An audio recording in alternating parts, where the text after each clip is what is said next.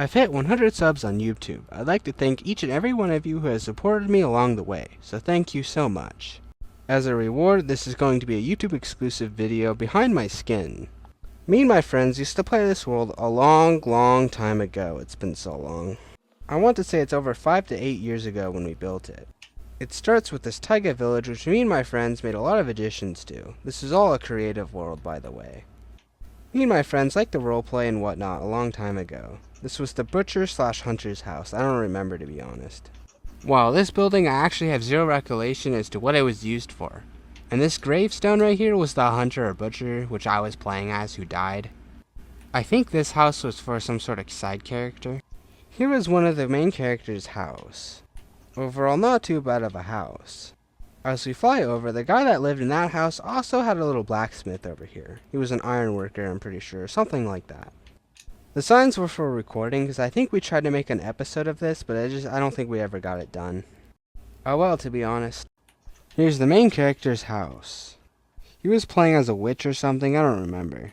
Anyways, leaving the village is a little path to this bridge. Past the bridge is, well, a very broken house. I don't remember why this exists or the purpose of it, but you know, there it is, I guess. Anyways, moving down the path, we have a little house right here. It also has a bell for some reason. And moving past that is a bunch of houses. It's like a start of a village that was being built or something. More importantly, it's near something else. Here's an obelisk, which I based it off of something, and if you know what it is, then consider yourself to be cool, I guess. I don't really know. Except it's not floating. I don't like the idea of this being floating, so I didn't do that. The obelisk turns on and off. It's supposed to be like some sort of message, like the world's in danger or something. I don't remember. Anyways, past the obelisk is another build that's actually really important to the story. There was once a war that was fought within this valley. That's where the burnt trees come from and whatnot.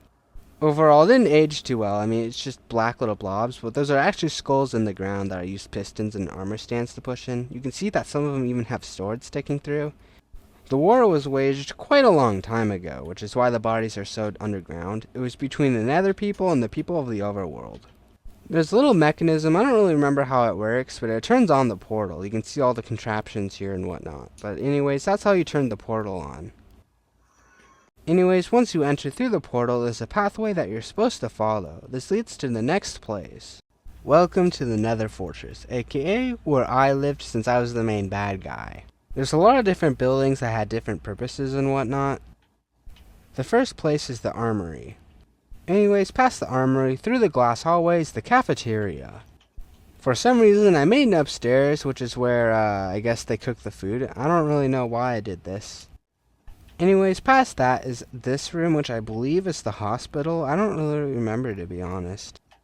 And if we keep going down here, to the right is the bathroom. Yes, a bathroom. Sorry, I have to shit. I'll continue the tour after. Oh, yeah. Alright, I'm ready to continue on. Anyways, the building that we skipped is, I don't know what it is. I think it's a sleeping area. And then past that is the farm. And it's just a bunch of different stuff that they're growing and breeding and whatnot. And here's where we smelt the ores that we get from the mine.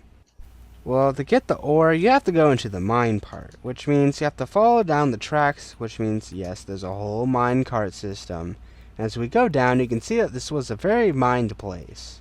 Of course it is, it's a mine. I mean, we built support beams so it doesn't collapse, and of course, this is a little bit of ancient debris at the end of the tunnel. And finally, to the last building. This is kind of like a multi-purpose building, but this is where the king lives, aka me. The first floor is the cafeteria, which is where I ate plus all my soldiers. And of course, the second story is the jail, because we don't have a jail system, so, you know, here it is. The third story is, I don't know what I would call this room. It's kind of like where the generals would hang out. I mean, here's two of them sitting right here right now, you know, they're just chilling. And then there's a stage right here. I guess this is where we would talk and have fun or something like that. I don't know. And finally, to the last story, aka my throne room, aka also where I live.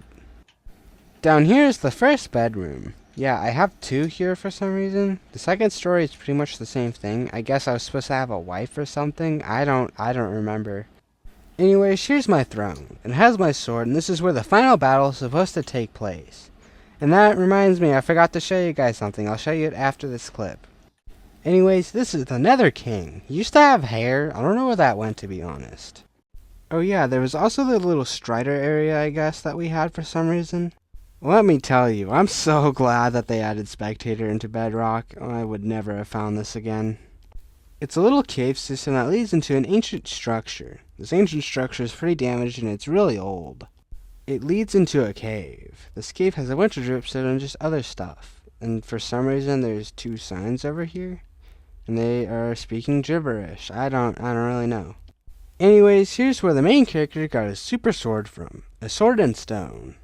For those wondering, it's an invisible armor stand that's upside down. The invisibility comes from a command block. That's it. That's where my skin came from.